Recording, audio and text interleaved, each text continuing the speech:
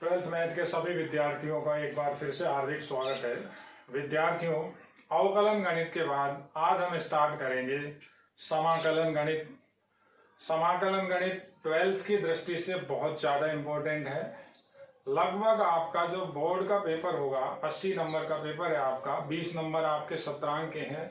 उस पेपर में लगभग 35 या 36 नंबर का आपका समाकलन होगा। और समाकलन आप तभी कर सकते हैं जब आपको अवकलन की पूरी जानकारी है, पूरी नॉलेज है।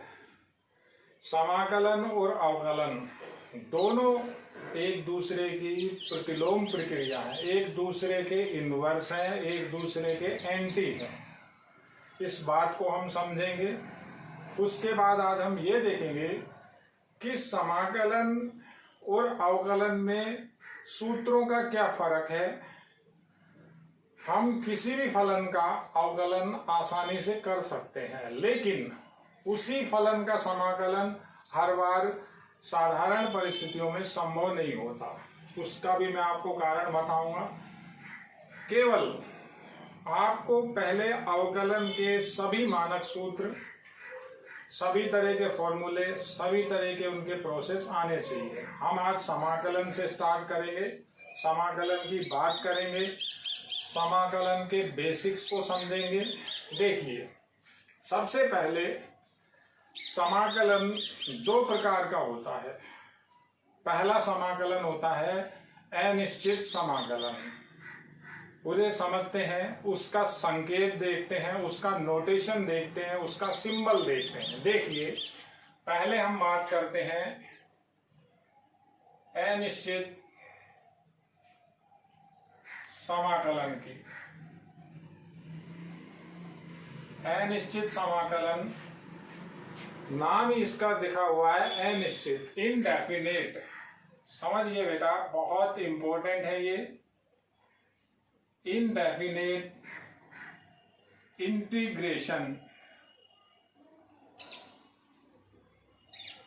तो इनडेफिनेट इंटीग्रेशन के अंदर आप, हालांकि आप 11th के अंदर डेफिनेट और इनडेफिनेट, निश्चित और अनिश्चित दोनों तरह के समाकलन देख चुके हैं, लेकिन वहां आपने फिजिक्स के संदर्भ में देखा था। किसी क्वेश्चन में या किसी डेरिवेशन में जो नीड थी, तो टीचर ने आपको उस स्थिति में बताया था। उस चीज को हम यहाँ डिटेल में पढ़ेंगे। देखिए, अनिश्चित समाकलन से तात्पर्य है कि पहली बात, ये समाकलन का एक सिंबल है। अब समाकलन करना किसका है? एक हमारे पास यहाँ क्या होगा, फंक्शन होगा। जैसे मैंने फंक्शन ले लिया एफ एक्स का समाकलन। जैसे अवकलन करते हैं हम एफ एक्स का, तो एफ एक्स का अवकलन डी बाई डी।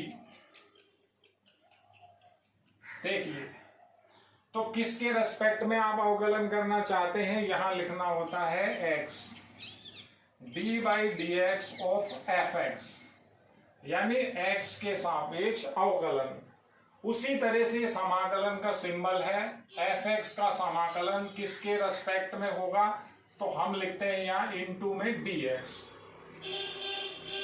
इसे बोलते हैं एफ एक्स का एक्स के सापेक्ष समाकलन, और इसे हम बोलते हैं अवकलन। केवल ये तो इतनी सी बात हुई कि संकेत क्या है और किसके रेस्पेक्ट में आप समाकलन कर रहे हैं। फॉर एग्जाम्पल, दुनिया भर के एग्जाम्पल हैं। हमने लिखा एफ आर और रेस्पेक्ट के अंदर हमने लिखा डी थीटा, यानी एफ आर का इंटीग्रेशन कर रहे हो। फलन किसका है? आर का फलन है।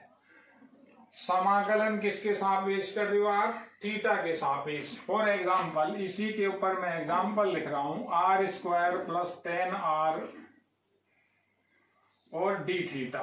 देखिए, आपने क्या किया है, यहां आर स्क्वायर प्लस 10r तो फंक्शन हो गया, थीटा के सापेक्ष आप समाकलन कर रहे हैं। इंटीग्रेशन का ये निशान है। दुनिया भर के एग्जाम्पल हैं, जैसे ये लिखा के स्क्वायर और dx, फलन k का है, x के रेस्पेक्ट में आप समाकलन कर रहे हो। दूसरा और कई तरीके से, पहले आप इसे पढ़ना सीखिए।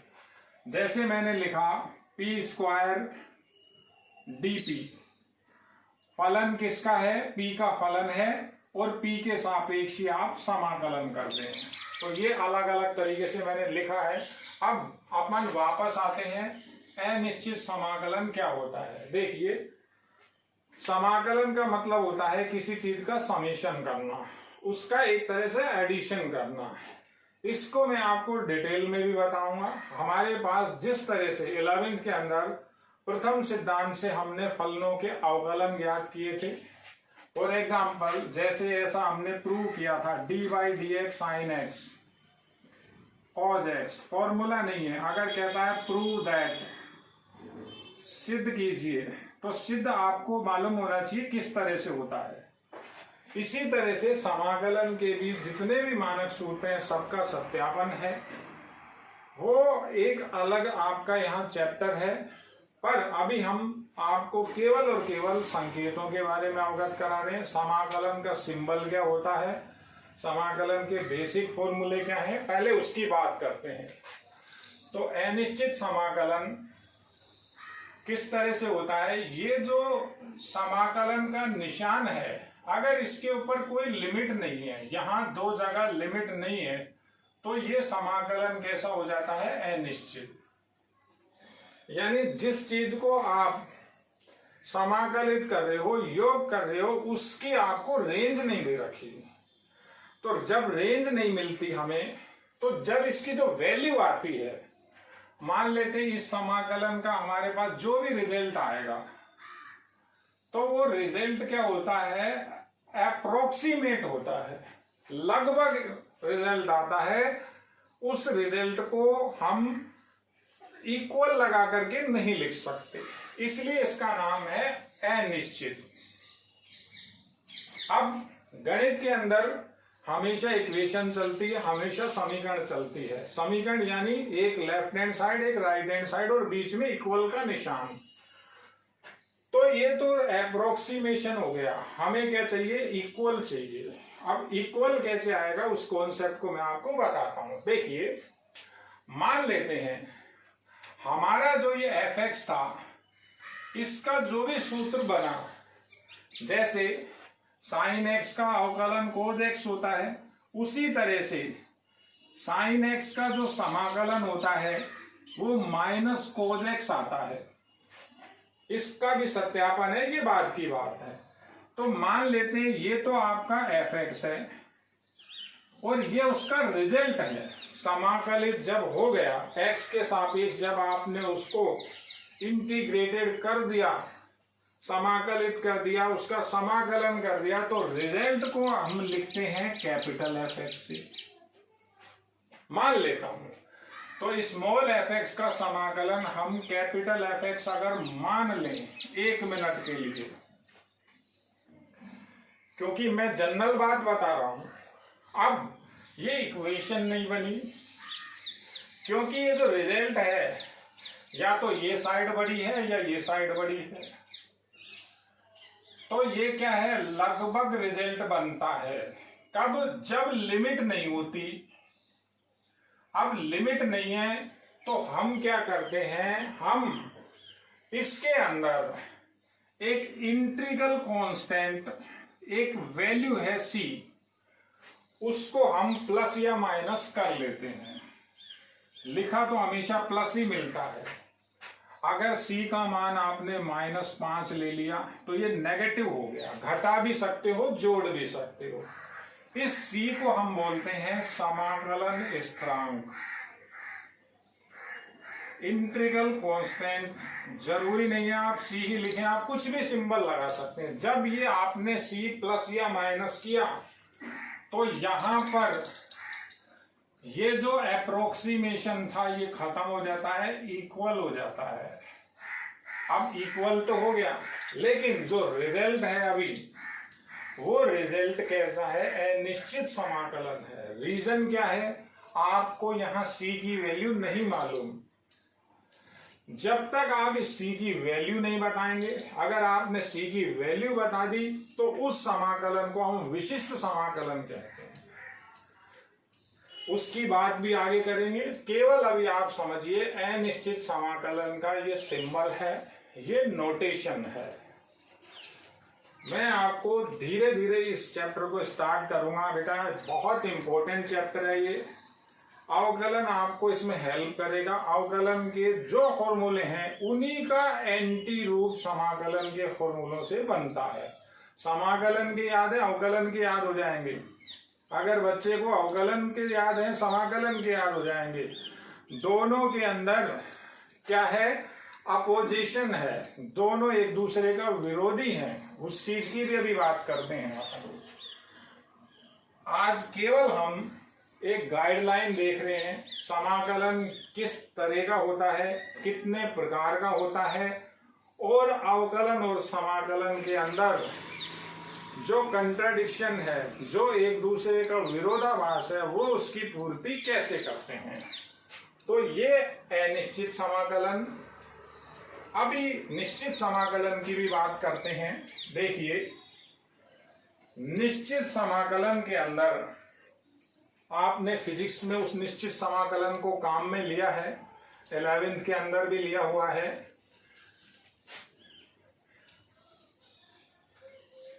दोनों ही तरह के समाकलन आपके कोर्स में है। निश्चित समाकलन की जब बात होगी,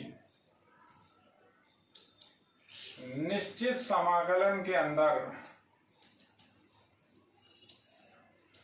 जब हम एंटर करते हैं तो कहीं भी क्वेश्चन में नहीं लिखा रहता कि ये निश्चित है या ये अनिश्चित है। सवाल से ही समझ में आ जाता है ये निश्चित समाकलन है या अनिश्चित समाकलन है। कैसा कॉन्सेप्ट, कैसा रूप होता है उसका।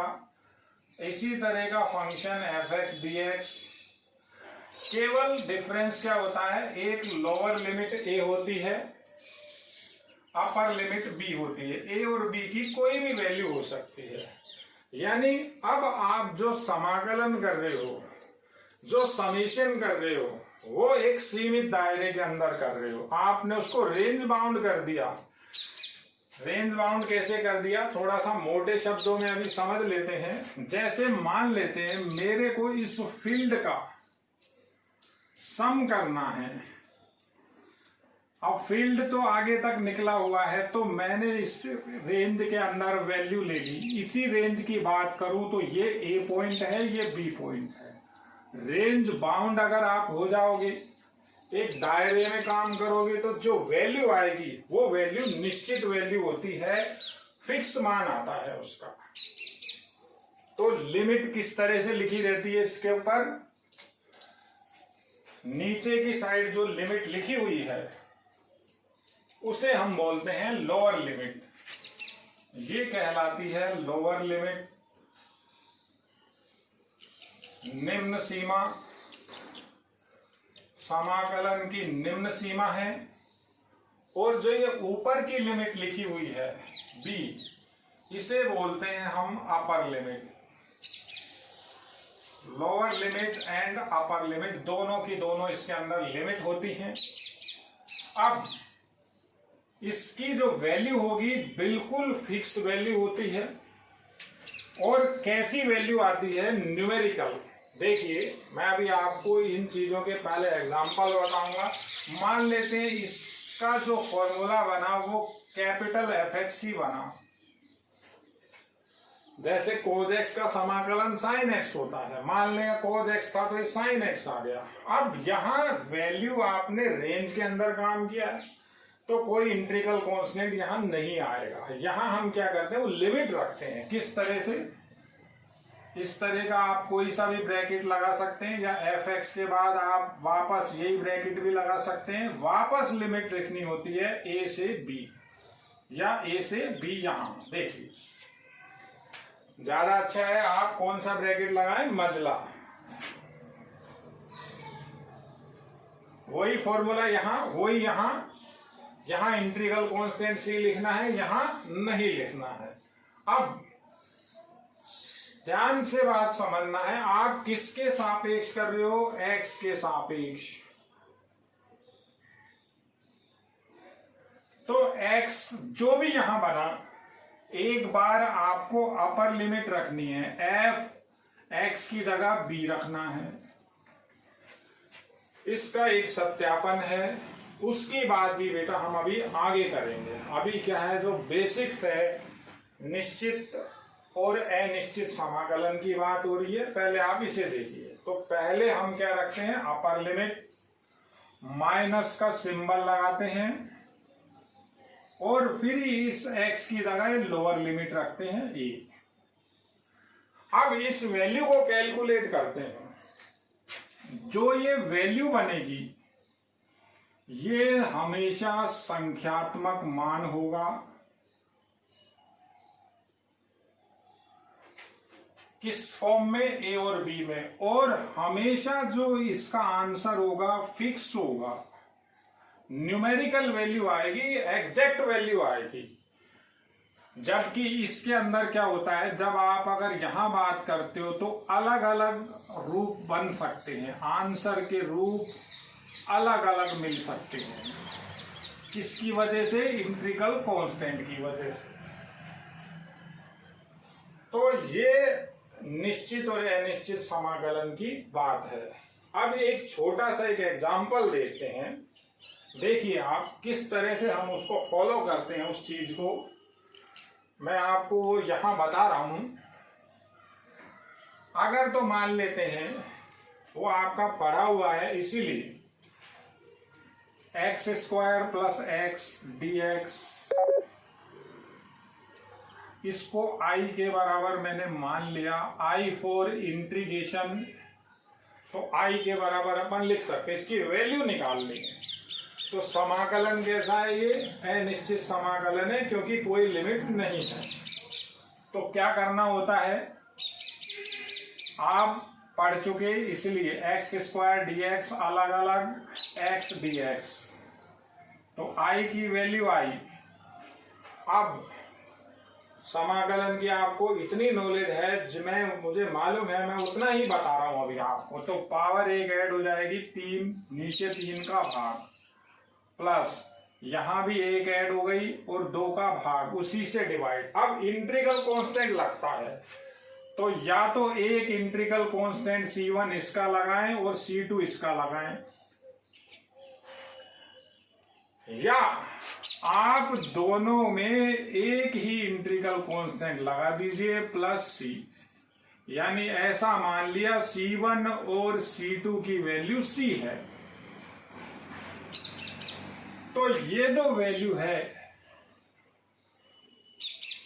जब तक C नहीं है, जब तक ये वैल्यू क्या है? अनिश्चित है। अब अगर यही क्वेश्चन निश्चित समाकलन में आ जाए तो आंसर जो होगा कैसा होगा? न्यूमेरिकल। न्यूमेरिकल का मतलब डिजिट मिलेगी, या ये जो लिमिट है उसके अंदर आपका आंसर आएगा। कैसे आएगा? यहां तो आंसर जिसके रेस्पेक्ट में किया, x के सापेक्ष किया, तो x की टर्म में ये आंसर आ गया। यहां ऐसा नहीं है। अब वो क्या कारण है आप उसको समझिए, देखिए। इसके ऊपर एक क्वेश्चन देखते हैं हम। देखिए, वही क्वेश्चन ले लिया मैंने, x square plus x D x, limit 1 से 2, आई बराबर। अब हम काम वही करेंगे, क्या लिखेंगे? X square D x limit 1 से 2 plus x D x limit 1 से 2। तो फॉर्मूला तो वही हुआ, एक्स 3/2 3 और 1 से 2 और x/2 1 से 2। यहां कोई इंटीग्रल कांस्टेंट हमने नहीं जोड़ा। अब वैल्यू देखें तो देखिए, पहले अपर लिमिट रखनी है। पहले इस टुकड़े की बात करें, अपर लिमिट 2 रखें, कहां? x की जगह। तो 2 रखेंगे तो 8/3। अब 1 रखेंगे तो 1/3, ये पहले के अंदर मैंने लिमिट लगा दी। देखिए आप दूसरे के अंदर लिमिट रखें, पहले 2 रखें तो 2/2, 1 रखें माइनस लगाकर 1/2, तो ये आपका आया 7/3 प्लस, देखिए 1/2 बराबर 6, ये इधर 14 और 3, ये 17/6 इसका आंसर आया। कैसा आंसर है? न्यूमेरिकल आंसर है। आंसर में जिसके सापेक्ष कर रहे हैं वो कुछ भी नहीं आएगा, न्यूमेरिकल वैल्यू आएगी। बहुत काम की चीज है, समझिए। अब मान लेते हैं आपने इसी क्वेश्चन को, यही का यही क्वेश्चन है, वेरिएबल चेंज भी कर दिया। लिमिट तो रखी थी 1 से 2, अब वेरिएबल लिखा आपने r² r/dr, तो इसका रिजल्ट भी 17/6 ही आएगा। देखिए क्यों आएगा? ये x के सापेक्ष समाकलन है, वो r के सापेक्ष है, r का फलन है। जब मैं समाकलन करूंगा तो r3/3 आएगा, 1 से 2 लिमिट, और दूसरे में r/2 आएगा, 1 से 2 लिमिट। अब r की जगह ये 2 रखना है, तो जब r की जगह रखूंगा तो 8/3 माइनस लगाऊंगा 1/3, ये आ गया वो स्टेप, प्लस r की जगह रखेंगे तो 2/2, 1 माइनस 1/2, ये वो रिजल्ट आ गया, वही 17/3 आंसर आ गया। तो कितनी बात बताई आपको, अनिश्चित समाकलन के अंदर जो आंसर होता है अलग अलग आंसर आ सकता है। अभी तो क्या है, सिंपल क्वेश्चन था। जब ट्रिग्नोमेट्रिकल इंटीग्रेशन करोगे आप तो बच्चों के आंसर अलग अलग आते हैं। कोई बच्चा किस तरह का फॉर्मूले से करता है, कोई किसी दूसरे फॉर्मूले से करता है, तो आंसर में क्या होता है, वेरिएशन आ जाता है अनिश्चित समाकलन में। जबकि निश्चित समाकलन का आंसर एग्जैक्ट होता है, फिक्स होता है, रत्ती भर भी उसमें कोई अंतर नहीं मिलेगा। तो 2 तरह के आपको मैंने सबसे पहले तो ये बताए हैं, समाकलन जो होता है वो 2 प्रकार का होता है। दोनों प्रकार के समाकलन आप देखिए बेटा। अब थोड़ी सी आगे बात कर लेते हैं। अवकलन और समाकलन दोनों एक दूसरे के एंटी होते हैं, दोनों के दोनों एक दूसरे के प्रतिलोम होते हैं। यदि आपने किसी फलन का अवकलन किया है, आप उसी फलन का अगर समाकलन कर देंगे तो वापस वही फलन आ जाएगा। इस बात को आप एक बार समझिए।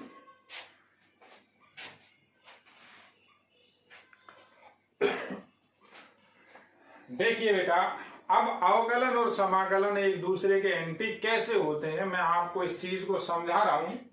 देखिए, मान लेते हैं, अब पहले मैं आपको जो बात करूंगा अनिश्चित समाकलन के संदर्भ में ही करूंगा। मान लेते हैं मेरे पास, देखिए कोई फंक्शन है f(x) dx, इसका समाकलन मेरे पास कैपिटल F(x) आता है, प्लस आएगा c। ऐसा मैंने 1 मिनट के लिए मान लिया, मान सकते हैं। मैं आपको इसका एक छोटा सा एग्जांपल यहां लेकर के चलता हूं। समाकलन cos x dx का मान होता है sin x प्लस c। ये आप जानते हैं, छोटी सी बात है, इसीलिए लिखी है। अब अगर अपन इसी का दोनों तरफ, क्या बता रहा हूं मैं, दोनों तरफ अवकलन करें, तो दोनों तरफ इसी समीकरण का अवकलन कैसे होगा, देखिए d/dx f(x) dx बराबर डी वाई डी एक्स करना है, उधर भी कैपिटल एफ एक्स प्लस सी। तो अब क्या होता है ऐसे में, समाकलन का तो ये सूत्र है, मैंने इस समीकरण का दोनों तरफ डी वाई डी एक्स कर लिया, इस फलन का, इस पूरे का x के सापेक्ष अवकलन और इधर भी x के सापेक्ष अवकलन। तो इसके अंदर ये dx, ये इंटीग्रेशन और ये dy dx एक दूसरे के प्रभाव को खत्म कर देते हैं, एंटी होते हैं। एंटी मतलब जैसे 1/5 इंटू 5, तो यूनिटी बची, कट गई, तो बचेगा क्या, केवल और केवल फलन बच जाएगा एफ एक्स। यहां हमारा एक फॉर्मूला बन गया D Y D x f x plus सी।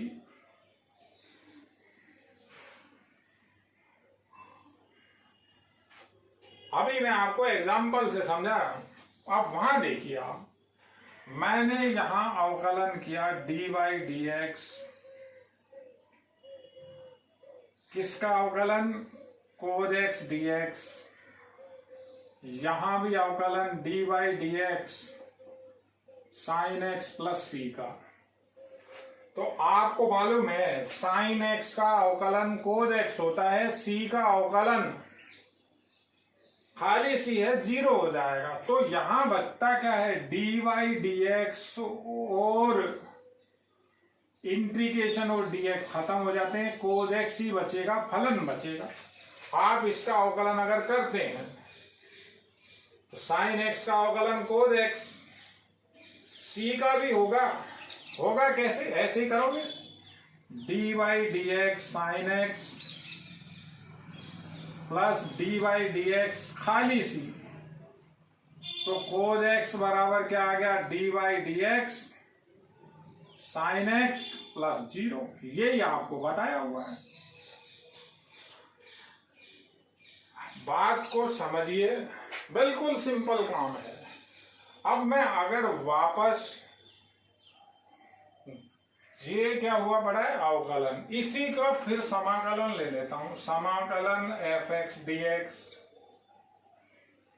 ये देखिए एफ एक्स तो लिखा हुआ था, समाकलन लगा दिया, dx लगा दिया, इसमें क्या लिखा हुआ है एफ एक्स, ये लिख दिया एफ एक्स। यहां क्या लिखा हुआ है डी वाई डी एक्स, किसका, डी वाई डी एक्स किसका करना है, capital F x plus c का। तो क्या होता है, तो फिर वही बात, ये समाकलन का निशान, ये dx और ये dy dx एंटी होते हैं। यानी देख लीजिए, dx का गुना dy dx से करें तो हमारे पास रिजल्ट 1 आता है। ये समाकलन है और ये अवकलन है। तो बचेगा क्या मेरे पास, समाकलन एफ एक्स डी एक्स, वहां से क्या बचा, कैपिटल एफ एक्स प्लस सी। यही हमारे पास शुरू में था। अब इसी चीज को अपन क्या करेंगे, सूत्रों में अप्लाई करेंगे। इस वीडियो लेक्चर के बाद, ये पहला वीडियो लेक्चर है समाकलन गणित का।